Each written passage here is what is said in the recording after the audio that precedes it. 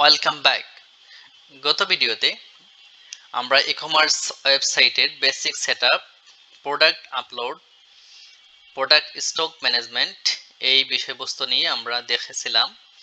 এই ভিডিওতে আমি আপনাদেরকে দেখাবো কিভাবে আপনি আপনার ওয়েবসাইটের মাধ্যমে কাস্টমার থেকে খুবই ইজিলি অর্ডার নেবেন এবং সেই অর্ডারগুলো আপনি কিভাবে প্রসেস করবেন, অর্থাৎ কাস্টমার থেকে অর্ডার নেওয়া পর্যন্ত সেই অর্ডারগুলোকে কিভাবে আপনি প্রসেস করবেন, কিভাবে কুরিয়ারে পাঠাবেন, কিভাবে পেমেন্ট কালেকশন করবেন, এই বিষয়বস্তু নিয়ে আজকের এই ভিডিও।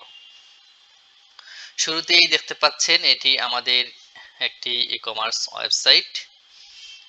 তো আমরা এখানে আসার পর দেখতেছি আমাদের এখানে প্রোডাক্টগুলো দেখাচ্ছে। এবার যদি আমি এই প্রোডাক্টটি কিনতে চাই তাহলে আমি এই প্রোডাক্টটি ক্লিক করব।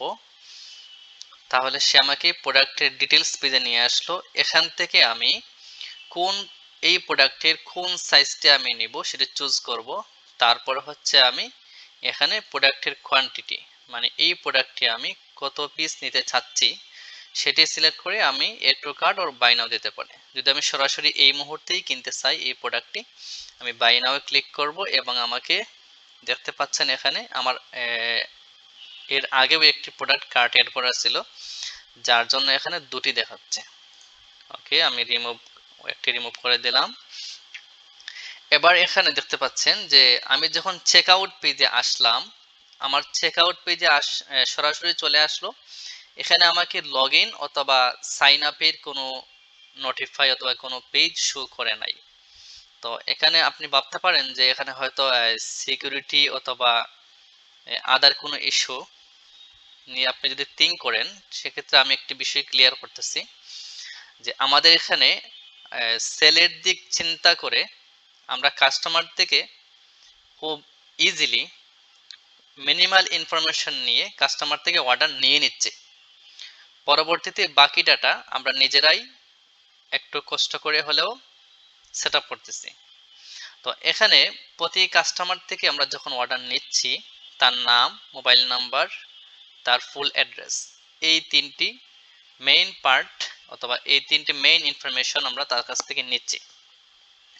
এবার অর্ডার করতে এই কাস্টমারকে লগ ইন করতে হয় নাই অথবা নতুন অ্যাকাউন্ট ক্রিয়েট করতে হয় নাই, সে সরাসরি অর্ডার সাবমিট করার সুযোগ পাচ্ছে।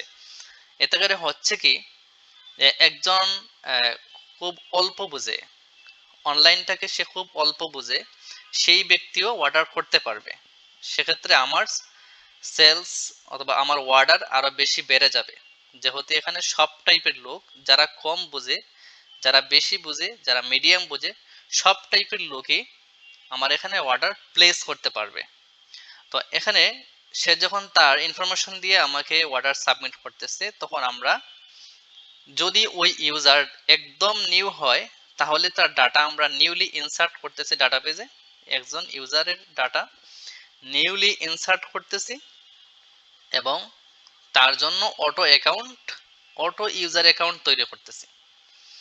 এবার যদি সে ওল্ড কাস্টমার হয়, যদি তার ডাটা আমাদের ডাটাবেজে এক্সিস্টিং থাকে, তাহলে আমরা আর নতুন করে ডাটা ইনসার্ট নিচ্ছি না, ডাটাটাকে আমরা আপডেট করতেছি। তাহলে ইউজারের দিক থেকে কোনো প্যারা নেই, সে খুব ইজিলি অর্ডারটা প্লেস করতে পারলো এবং আমাদের অর্ডার সংখ্যা বাড়তে থাকলো। হাওয়ার এবার যদি আমরা এখান থেকে অর্ডার প্লেস করতে চাই, তাহলে খুব মিনিমাল ইনফরমেশন, কাস্টমার হিসেবে আমার নাম, ফোন নাম্বার, তারপরে হচ্ছে আমার অ্যাড্রেস, ফুল অ্যাড্রেস।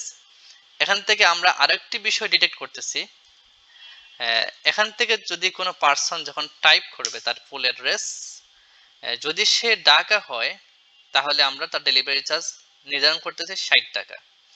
আর যদি সে ঢাকার বাহিরে হয় তাহলে তার জন্য আমরা ডেলিভারি চার্জ নির্ধারণ করতেছি 120 টাকা। এটা টাইপিং এর উপর অটো ডিটেক্ট করবে। যেমন আমি যদি এখানে সিলেট লিখি, তাহলে এটা আমাকে ডেলিভারি চার্জ দেখাচ্ছে 120 টাকা। আবার যদি আমি এখানে আমার ফুল অ্যাড্রেসের মধ্যে কোথাও যদি ঢাকা ইনক্লুডেড থাকে, তাহলে এটা অটোমেটিক্যালি 60 টাকা নিয়ে নেবে।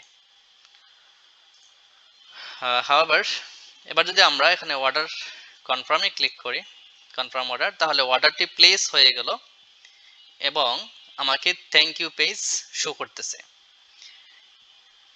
তারপরে আমি আমার অর্ডারটা ভিউ করতে পারবো এবং কন্টিনিউ শপিং এ ক্লিক করলে আমি আরো প্রোডাক্ট কেনাকাটা করতে পারবো। তো এখান থেকে এই আমাকে অটো লগ ইন করে ফেলবে। আমি এখানে গেলে আমার অ্যাকাউন্টের ইনফরমেশন দেখতে পারবো, আমার অর্ডার হিস্টোরি দেখতে পারবো। হাওয়ার আমরা এই পর্বে যাচ্ছি না, এই দিকে যাচ্ছি না, আমরা এখন অ্যাডমিন পার্টে যাব। কিভাবে আমরা কাস্টমারের এই অর্ডারগুলো প্রসেস করব সেটা দেখব।